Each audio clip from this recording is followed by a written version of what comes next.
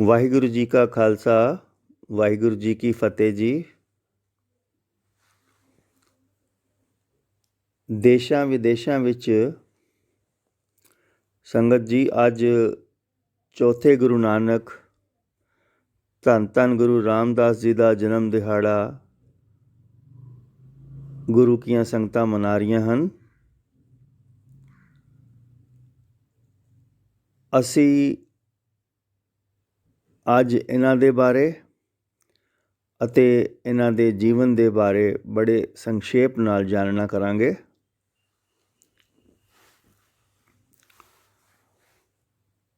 ਆਪ ਸਿੱਖਾਂ ਦੇ ਚੌਥੇ ਗੁਰੂ ਸੀ।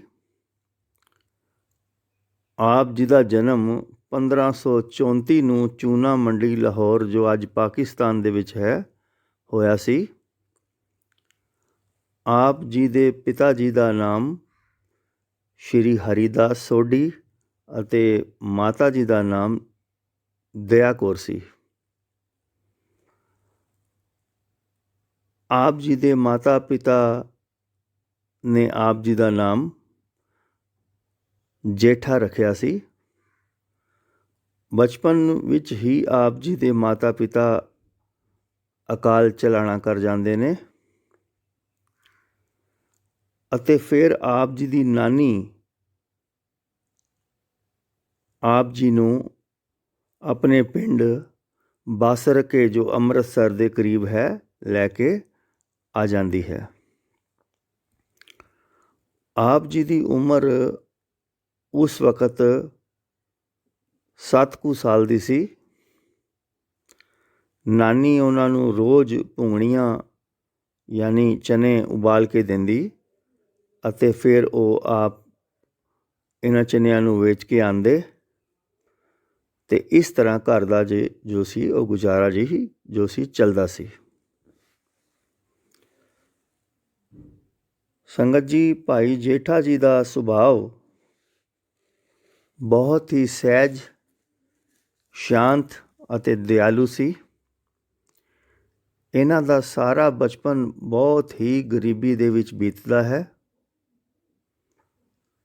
ਇਸ ਦੇ ਬਾਵਜੂਦ ਜੇਕਰ ਕੋਈ ਗਰੀਬ ਆਪ ਜੀ ਕੋਲੋਂ ਚਨੇ ਮੰਗਦਾ ਤੇ ਆਪ ਬਿਨਾਂ ਪੈਸਿਆਂ ਦੇ ਉਸ ਨੂੰ ਦੇ ਦਿੰਦੇ।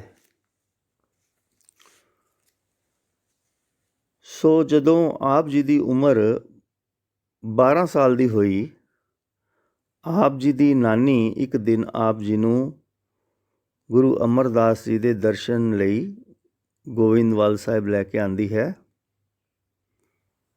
ਤਦ ਤੋਂ ਭਾਈ ਜੇਠਾ ਜੀ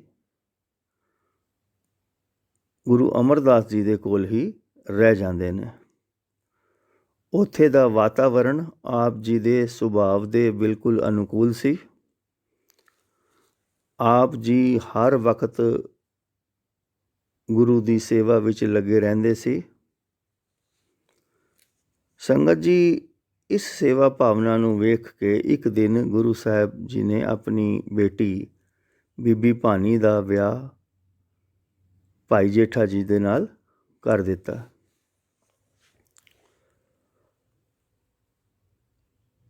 ਇੱਕ ਦਿਨ ਸੰਗਤ ਵਿੱਚ ਕੁਝ ਲੋਕ ਗੋਇੰਦਵਾਲ ਪਹੁੰਚਦੇ ਨੇ। ਉਹਨਾਂ ਵਿੱਚੋਂ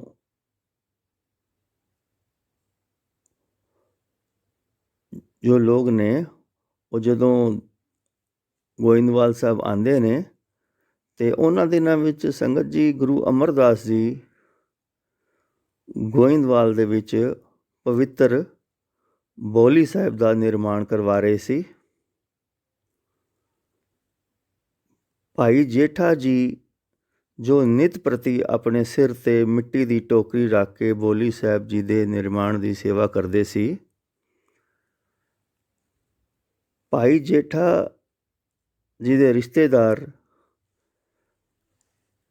ਇਹਨਾਂ ਨੂੰ ਜਦੋਂ ਆਪਣੇ ਸਿਰ 'ਤੇ ਮਿੱਟੀ ਦੀ ਟੋਕਰੀ ਰੱਖੀ ਹੋਈ ਵੇਖਦੇ ਨੇ ਅਤੇ ਪਹਿਲਾਂ ਤਾਂ ਉਹ ਬੜੇ ਹੈਰਾਨ ਹੁੰਦੇ ਨੇ ਅਤੇ ਫਿਰ ਗੁੱਸੇ ਵਿੱਚ ਆ ਕੇ ਬੋਲਦੇ ਨੇ ਕਿ ਤੁਸੀਂ ਆਪਣੇ ਸਸੁਰਾਲ ਵਿੱਚ ਨੌਕਰਾਂ ਦੀ ਤਰ੍ਹਾਂ ਕੰਮ ਕਰ ਰਹੇ ਹੋ।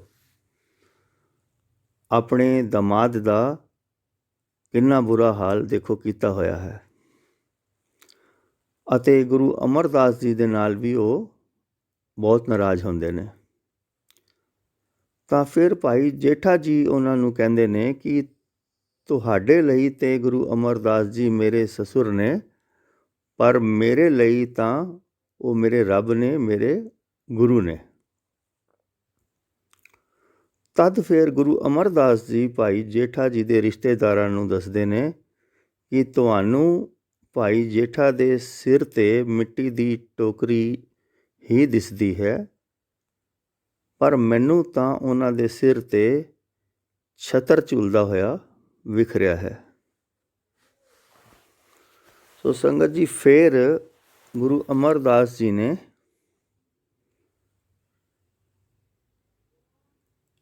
ਭਾਈ ਜੇਠਾ ਜੀ ਦੇ ਅੰਦਰ ਬੇਅੰਤ ਗੁਣਾਂ ਨੂੰ ਵੇਖ ਕੇ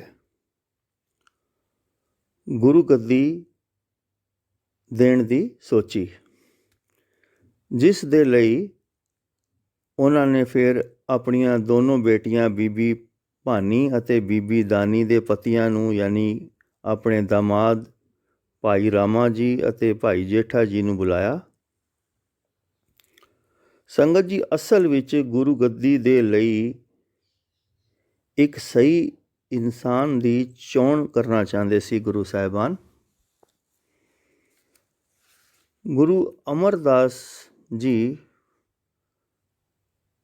ਅਤੇ ਭਾਈ ਜੇਠਾ ਜੀ ਨੂੰ ਗੁਰੂ ਅਮਰਦਾਸ ਜੀ ਆਪਣੇ ਬੈਠਣ ਵਾਸਤੇ ਇੱਕ ਥੜਾ ਬਣਾਉਣ ਵਾਸਤੇ ਕਹਿੰਦੇ ਨੇ। ਭਾਈ ਰਾਮਾ ਜੀ ਅਤੇ ਭਾਈ ਜੇਠਾ ਜੀ ਨੇ ਇੱਟਾਂ ਦਾ ਇੱਕ ਪਲਸਤਰ ਕਰਕੇ ਆਪਣਾ ਆਪਣਾ ਥੜਾ ਬਣਾਇਆ ਅਤੇ ਫਿਰ ਗੁਰੂ ਸਾਹਿਬ ਉਹਨਾਂ ਦੇ ਬਣਾਏ ਹੋਏ ਥੜੇ ਨੂੰ ਵੇਖ ਕੇ ਕਹਿੰਦੇ ਨੇ ਕਿ ਇਹ ਦੋਨੋਂ ਜੋ ਥੜੇ ਨੇ ਉਹ ਸਹੀ ਨਹੀਂ ਬਣੇ, ਇਸ ਨੂੰ ਤੁਸੀਂ ਦੁਬਾਰਾ ਤੋੜ ਕੇ ਬਣਾਓ। ਇਹ ਸੁਣ ਕੇ ਰਾਮਾ ਜੀ ਦੇ ਮਨ ਦੇ ਵਿੱਚ, ਜੋ ਰਾਮਾ ਜੀ ਸੀ ਉਹਨਾਂ ਦੇ ਜਿਹੜੇ ਦਾਮਾਦ ਸੀ, ਉਹ ਮਨ ਹੀ ਮਨ ਬਹੁਤ ਜਿਹੜੇ ਨੇ ਨਾਰਾਜ਼ ਹੁੰਦੇ ਨੇ, ਪਰ ਫਿਰ ਵੀ ਉਹ ਦੁਬਾਰਾ ਥੜਾ ਬਣਾਉਂਦੇ ਨੇ। ਅਗਲੇ ਦਿਨ ਜਦੋਂ ਗੁਰੂ ਸਾਹਿਬ ਜੀ ਫਿਰ ਕਹਿੰਦੇ ਨੇ ਕਿ ਇਹ ਥੜੇ ਅਜੇ ਵੀ ਸਹੀ ਨਹੀਂ ਬਣੇ, ਇਹਨਾਂ ਨੂੰ ਫਿਰ ਤੋੜ ਕੇ ਦੁਬਾਰਾ ਬਣਾਇਆ ਜਾਏ, ਤਦ ਰਾਮਾ ਜੀ ਕਹਿੰਦੇ ਨੇ ਕਿ ਸ਼ਾਇਦ ਗੁਰੂ ਜੀ ਹੁਣ ਬੁੱਢੇ ਹੋ ਗਏ ਨੇ ਜਾਂ ਸਠਿਆ ਗਏ ਨੇ, ਤਾਂ ਹੀ ਇਸ ਤਰ੍ਹਾਂ ਕਹਿ ਰਹੇ ਨੇ। ਪਰ ਭਾਈ ਜੇਠਾ ਜੀ ਗੁਰੂ ਸਾਹਿਬ ਜੀ ਦੇ ਸਾਹਮਣੇ ਆਪਣੇ ਦੋਨੋਂ ਹੱਥ ਜੋੜ ਕੇ ਬੋਲੇ, ਆਪ ਸਹੀ ਕਹਿ ਰਹੇ ਹੋ, ਸਾਡੇ ਕੋਲੋਂ ਹੀ ਵਾਰ-ਵਾਰ ਇਹ ਥੜੇ ਨਹੀਂ ਬਣ ਰਹੇ ਸਹੀ, ਇਹ ਵਾਸਤਵ ਵਿੱਚ ਹੀ ਆਪ ਜੀ ਦੇ ਬੈਠਣ ਦੇ ਲਾਇਕ ਨਹੀਂ ਹਨ। ਸੋ ਸਾਨੂੰ ਬੁੱਧੀ ਦਿਓ ਕਿ ਅਸੀਂ ਉਸ ਤਰ੍ਹਾਂ ਦੇ ਥੜੇ ਬਣਾਈਏ ਜੋ ਆਪ ਜੀ ਦੇ ਬੈਠਣ ਦੇ ਯੋਗ ਹੋਣ। ਸੋ ਸੰਗਤ ਜੀ, ਇਹ ਬਚਨ ਸੁਣ ਕੇ ਗੁਰੂ ਜੀ ਨੇ ਭਾਈ ਜੇਠਾ ਜੀ ਨੂੰ ਆਪਣੇ ਗਲ ਨਾਲ ਲਾ ਲਿਆ ਅਤੇ ਫਿਰ ਗੁਰੂ ਅਮਰਦਾਸ ਜੀ ਨੇ ਆਪਣੇ ਆਖਰੀ ਸਮੇਂ ਭਾਈ ਜੇਠਾ ਜੀ ਨੂੰ ਗੁਰੂ ਰਾਮਦਾਸ ਨਾਮ ਦਿੱਤਾ ਅਤੇ ਸਿੱਖ ਪੰਥ ਦਾ ਚੌਥਾ ਗੁਰੂ ਥਾਪ ਦਿੱਤਾ ਅਤੇ ਆਪਣੀ ਗੁਰਗੱਦੀ ਇਹਨਾਂ ਨੂੰ ਬਖਸ਼ ਦਿੱਤੀ। ਸੰਗਤ ਜੀ, ਗੁਰੂ ਅਮਰਦਾਸ ਜੀ ਦੇ ਵਿਖਾਏ ਰਸਤੇ 'ਤੇ ਚੱਲਦੇ ਹੋਏ ਆਪ ਜੀ ਨੇ ਜ਼ਮੀਨ ਖਰੀਦ ਕੇ ਅੰਮ੍ਰਿਤਸਰ ਜੋ ਸ਼ਹਿਰ ਹੈ ਵਸਾਇਆ, ਉੱਥੇ ਇੱਕ ਵਪਾਰਿਕ ਕੇਂਦਰ ਵੀ ਬਣਵਾਇਆ ਅਤੇ ਫਿਰ ਹਰਿਮੰਦਰ ਸਾਹਿਬ ਦੇ ਵਿੱਚ ਇੱਕ ਪਵਿੱਤਰ ਸਰੋਵਰ ਬਣਵਾਇਆ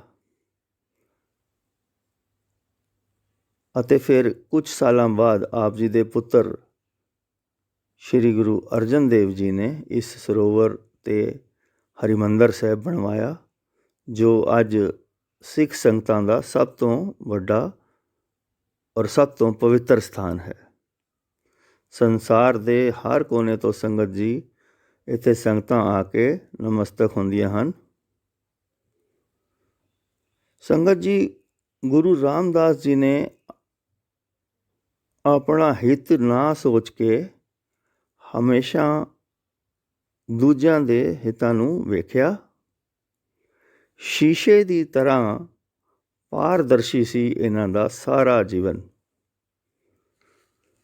ਇਹਨਾਂ ਨੇ ਆਨੰਦ ਕਾਰਜ ਅਤੇ ਸੋਹਿਲਾ ਸਾਹਿਬ ਜੀ ਦੇ ਪਾਠ ਦਾ ਉਚਾਰਨ ਕੀਤਾ ਅਤੇ ਇਸ ਤੋਂ ਇਲਾਵਾ 638 ਪਵਿੱਤਰ ਸ਼ਬਦਾਂ ਦਾ ਵੀ ਉਚਾਰਨ ਕੀਤਾ, ਜੋ ਗੁਰੂ ਗ੍ਰੰਥ ਸਾਹਿਬ ਦੇ ਵਿੱਚ ਦਰਜ ਹਨ।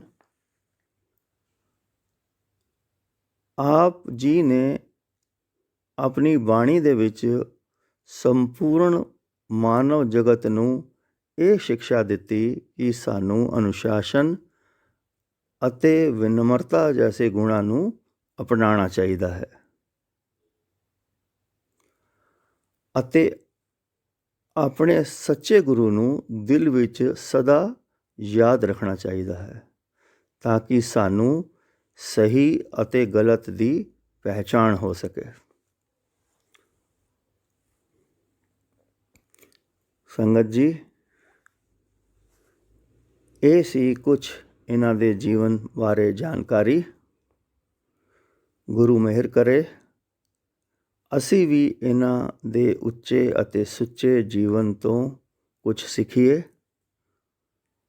ਅਤੇ ਇਹਨਾਂ ਦੇ ਵਿਖਾਏ ਰਸਤੇ 'ਤੇ ਚੱਲ ਕੇ ਆਪਣਾ ਜੀਵਨ ਸਫਲ ਕਰੀਏ। ਹੋਈਆਂ ਭੁੱਲਾਂ ਨੂੰ ਮਾਫ ਕਰਨਾ ਜੀ। ਵਾਹਿਗੁਰੂ ਜੀ ਕਾ ਖਾਲਸਾ, ਵਾਹਿਗੁਰੂ ਜੀ ਕੀ ਫਤਿਹ ਜੀ। ਆਪ ਸਭ ਨੂੰ ਇਹਨਾਂ ਦੇ ਗੁਰਪੁਰਬ ਦੀ ਲੱਖ ਲੱਖ ਵਧਾਈ ਹੋਵੇ ਜੀ। ਵਾਹਿਗੁਰੂ ਜੀ ਕਾ ਖਾਲਸਾ, ਵਾਹਿਗੁਰੂ ਜੀ ਕੀ ਫਤਿਹ ਜੀ।